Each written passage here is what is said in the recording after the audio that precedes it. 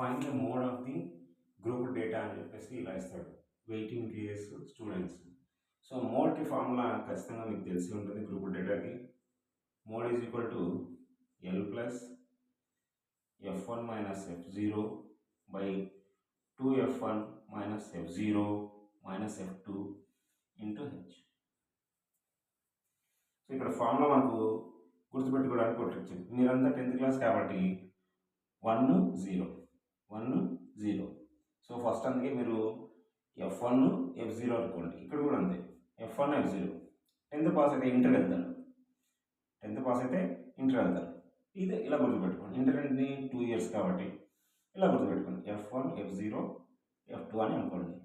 So మోడ్కి సంబంధించి 2 columns ఉంటాయి, 2 వాళ్ళే ఇస్తారు కాబట్టి మీకు ఎటువంటి ప్రాబ్లం లేదు. ఇలా ఇచ్చి ఉంటాడు, మీరు దాన్ని ఇలా రాస్తే సరిపోతుంది. మోడ్ యొక్క ఫార్ములా ఏంటి?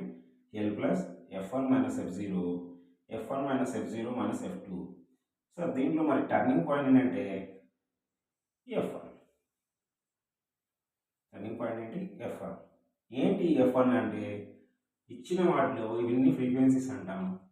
వీటిలో హైయెస్ట్ ఏది ఉంటే అది f1. హైయెస్ట్ ఫ్రీక్వెన్సీ ఎక్కడ ఉంది? ఇక్కడ 8 ఉంది. ఇది f1. పైన ఏమొస్తుంది? f0, కింద f2. వరుసగా వస్తాయి f0 f1 f2. మనం కనుక్కోవాల్సింది ఫస్ట్ ఏంటి? f1. 10లో ఇంపార్టెంట్ ఏంటి? నెంబర్ 1 0 1 కదా. సో 1 కాబట్టి మీరు f1 క్యాలిక్యులేట్ చేయాలి ఫస్ట్. సో f1 ఏ ఫ్రీక్వెన్సీ, హైయెస్ట్ ఫ్రీక్వెన్సీ ఎక్కడుందో దీన్ని మోడల్ క్లాస్ అంటాం. Modal class. ఈ మోడల్ క్లాస్ సంబంధించి lower limit plus upper limit రెండు యాడ్ చేస్తే వచ్చేది ఎల్ అవుతుంది. సో ఎల్ వచ్చింది, f1 వచ్చింది, f0 f2 అన్నీ వచ్చేసాయి. హెచ్ ఒక్కటి కావాలి. హెచ్ మనకు తెలిసిందే, class wise difference between any two lower limits తీసుకుంటే మీకు అర్థమవుతుంది. ఇవన్నీ కూడా సేమ్ క్లాసెస్ ఉన్నాయి కాబట్టి లోయర్ లిమిట్ అప్పర్ లిమిట్లు ఎక్కడ కూడా డిఫరెన్స్ లేదు కాబట్టి హెచ్ అంటే ఇక్కడ 440కి 5కి డిఫరెన్స్ ఎంత? 45 మైనస్ 40 చేశారనుకోండి.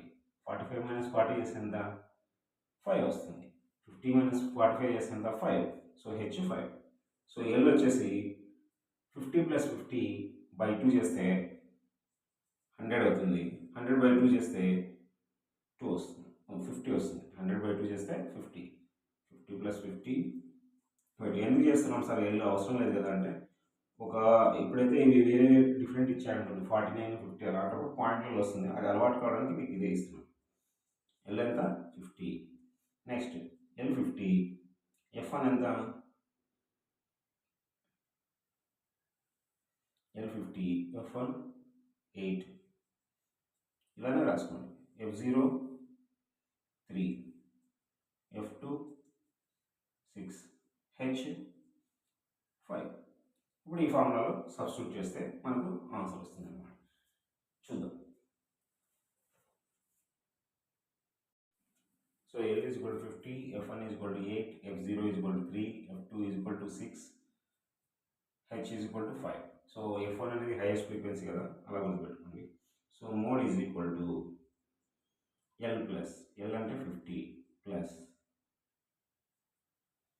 నెక్స్ట్ f1 అన్నాడు, f1 అంటే 8, f0 అన్నాడు 3 బై 2f1, 2 ఇంటూ f1 అని అర్థం.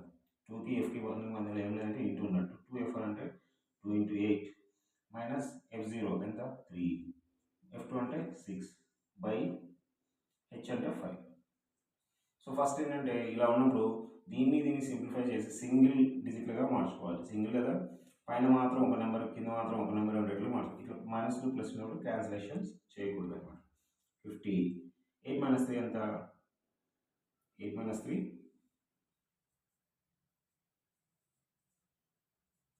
5 బై 2 8 16. ఈ రెండు మైనస్ కాబట్టి యాడ్ చేస్తే మైనస్ అవుతుంది. 9 మైనస్ 3 మైనస్ 6 మైనస్ 9 వస్తుంది. ఇక్కడ 5 ఉంటుంది. సో 50 ప్లస్ 5 ఎంత అవుతుంది? 16 మైనస్ 9 ఎంత? 7 వస్తుంది. 16 మైనస్ 9 7 ఇంటూ 5.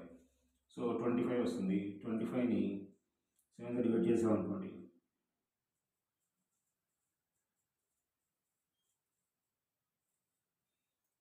ఏమొస్తుంది చూడండి, 7 3s are 21, 4 వస్తుంది. పాయింట్ పెట్టాల్సిందే, డిజిట్స్ ఏం లేవు, 0. 7 5s are 35, 5 వస్తుంది. పాయింట్ ఎందుకంటే 0. 7 7s are 14, 1 వస్తుంది. ఇక్కడ ఎంత వస్తుంది? 3.57 యాడ్ చేస్తాం.